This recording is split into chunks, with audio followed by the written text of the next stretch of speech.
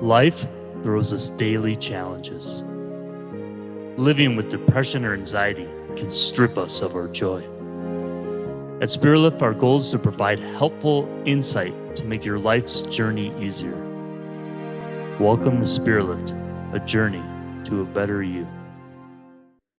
Can you please explain, from your perspective, what is, in general terms, from the way you see it, this universal energy and this frequency? Sure.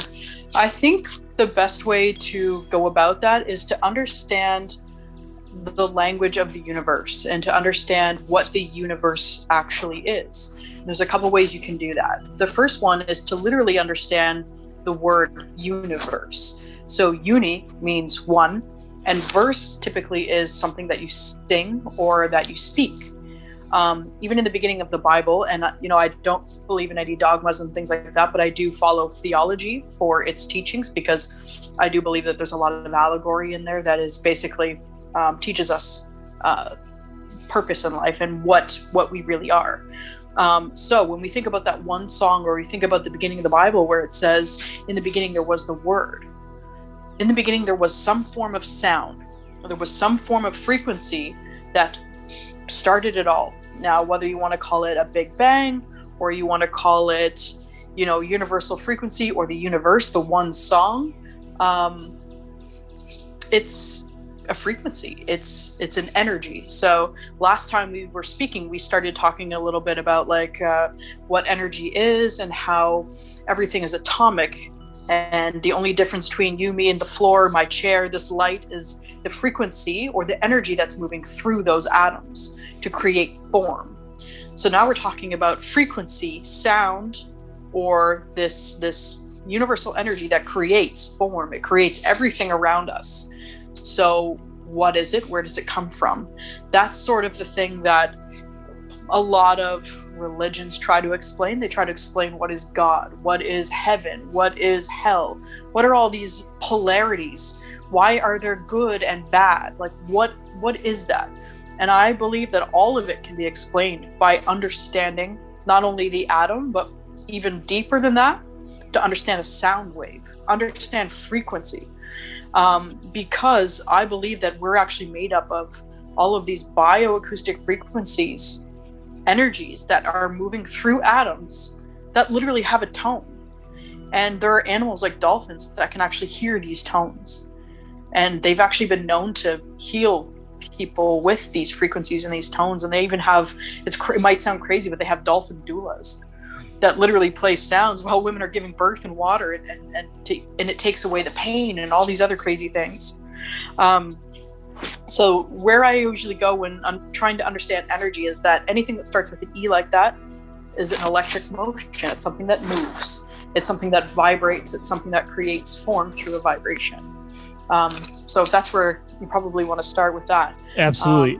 And Nicole, I'm curious. I have several things I want to ask about a few things you just said there, but one of them is, why do you think, for example, the Tibetan Buddhist monks focus on a lot of their days with the sound? They go into this meditative mode and are tapping into that, let's say, vibration, that frequency. Yeah, and you'll notice that all over the world, even in the Catholic and Christian religions, they have prayer beads.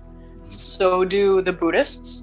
And they all have 102 beads on them because 102 is the frequency of the universal laws. It's really, really beautiful. All of these religions, and we can even do another talk on this about astrotheology, how all of the religions literally have the same teachings. But to just go back to the first one, Tibetan monks with the Om sound.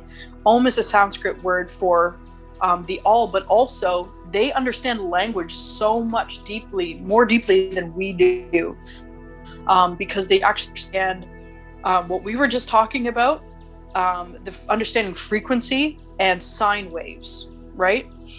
So the Bible calls it the original sin. It's a sine wave, it's frequency. So everything that vibrates is sort of the frequency or the illusion of the world that we live in, because to a certain degree, it's a perspective world that we have to see for it to be real. So Om is literally the mouth opening, ah, and then closing, So it's the beginning of a wave and the ending of a wave. It's literally creation and destruction in one word.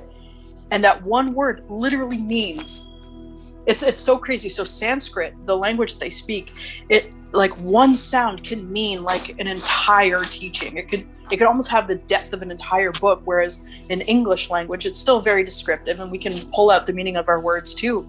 But it takes a lot longer to explain something, whereas Om is literally, they're describing the creation to you with one sound.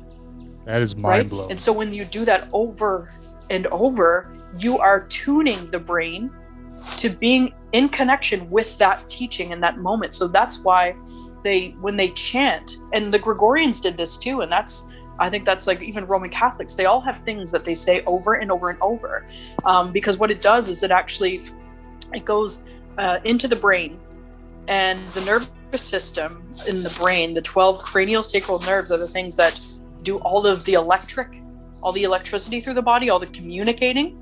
Like the planet, it's connected to the planet Mercury and does all the communication.